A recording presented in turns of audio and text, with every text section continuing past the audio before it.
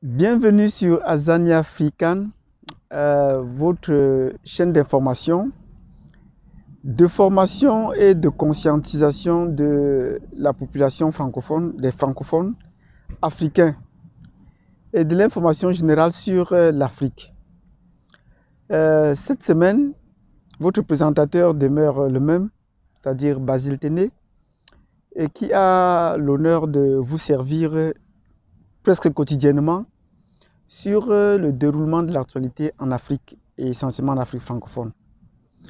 Nous nous appuyons sur cette actualité pour essayer de conscientiser les Africains sur le présent et nous projeter vers l'avenir. C'est pour cela que nous voulons construire un discours neuf, un discours plus positif sur l'Afrique. Et si vous êtes intéressé par tout cela, n'oubliez pas, n'hésitez pas à suivre cette vidéo jusqu'au bout, à partager et surtout à vous abonner et faire abonner vos proches. C'est important pour qu'on soit ensemble connectés. Il faut se connecter même par devoir de solidarité. Et si ce discours vous intéresse et il va vous intéresser, nous disons il faut suivre cette vidéo jusqu'au bout pour en savoir davantage. De quoi allons-nous parler aujourd'hui? Aujourd'hui, nous allons parler de la conscientisation de l'Afrique ou des Africains. Conscientiser, nous avons dit précédemment, c'était qu'il fallait déjà prendre conscience de notre potentiel, de nos atouts.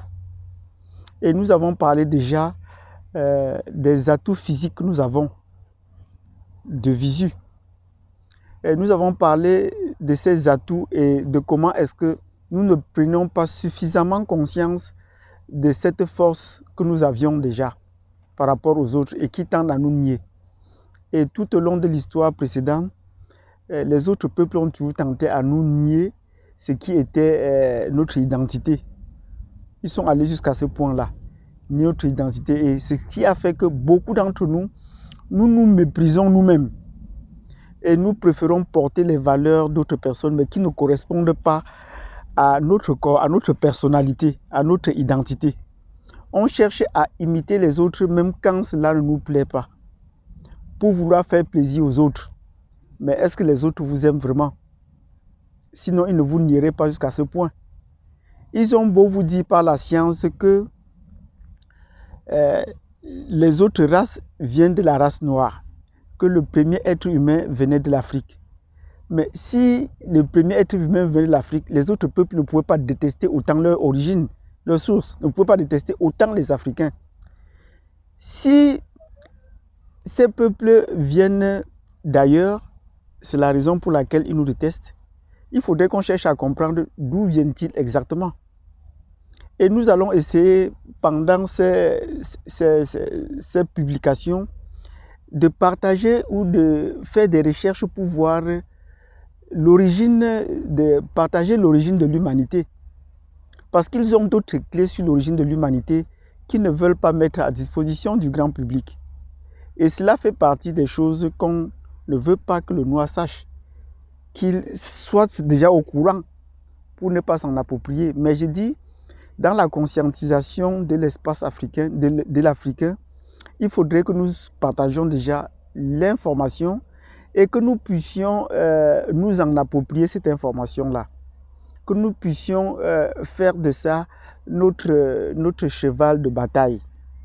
Et quand je parlais de la mélanine, n'attendons pas que les autres fassent des recherches sur la mélanine pour nous. C'est nous qui étions les premiers. Le professeur Cheikh Anta Diop était le premier à parler de cela, à faire des travaux sur le carbone 14, donc sur les datations. Mais où est-ce qu'on en est aujourd'hui? Quand il faut dater un objet, il faut toujours qu'on se réfère aux autres. Alors que nous avons les plus vieux objets. On est parti jusqu'à définir le temps autrement, en disant que l'histoire, le début de l'histoire commence en moins de 3000 avant Jésus-Christ. Ça, c'est une date que les autres ont fixée. Mais quand on trouve des choses écrites, ou des objets écrits, des manuscrits, en Afrique, comme la vieille table de calcul de l'os du Songo trouvée au Congo, qui date de plus de 25 000 ans avant Jésus-Christ. Où est-ce qu'on va donc situer l'histoire? Donc c'est à nous de prendre nos propres paramètres et de définir l'histoire et de définir notre histoire. Nous aurons l'occasion de venir parcourir, de reparcourir les grandes périodes de l'histoire pour voir comment cette histoire a été falsifiée, a été modifiée au profit d'un certain groupe. Et les productions historiques qui étaient les nôtres et qui étaient authentiques ont été mises à côté. Il est plus facile de venir dire par exemple qu'une bibliothèque a brûlé. Mais d'où vient cette connaissance-là? Est-ce qu'ils pouvaient brûler cette bibliothèque-là quand ils étaient à la recherche de la connaissance? Nous allons revenir sur ces cas-là. C'était plus facile d'extraire tous les documents, de mettre le feu à la bâtisse et de déclarer après que la bibliothèque a brûlé avec tout le trésor qu'ils trouvaient. Qu'allait-il chercher pour pouvoir brûler la bibliothèque d'Alexandrie, par exemple? Voilà tout ce qui précède. Les questions que nous devons nous posséder avant. Il partait chercher la connaissance, il partait à la découverte. Or, il ne pouvait pas trouver une bibliothèque et mettre entièrement le feu sur la bibliothèque avec tout son contenu. D'autant plus qu'ils savaient que ça devait aussi contenir de l'or dont ils en avaient besoin. Donc, voilà à peu près ce que nous disons sur la conscientisation de l'Afrique ou des Africains. Nous devons produire nos propres connaissances sur nos propres matériaux et pouvoir s'en approprier les connaissances qui sont les nôtres aujourd'hui. C'est un plaisir pour moi d'avoir choisi une discipline comme l'histoire et la géographie. S'il fallait recommencer, je ferais pareil. Parce que cela me permet aujourd'hui de voir le gap ou la différence entre ce qu'on aurait dû m'enseigner et ce qu'on ne m'a pas enseigné. Parce que maintenant, dans la vie active, on se rend compte qu'il y a des déphasages. Quand j'arrive au Canada, et depuis peu, je me pose la question, pourquoi est-ce qu'on n'enseigne pas l'histoire au Canada? Pourquoi les cours d'histoire ne sont pas aussi privilégiés comme en Afrique? C'est parce qu'on veut essayer d'éviter, certains endormissements de l'esprit des gens.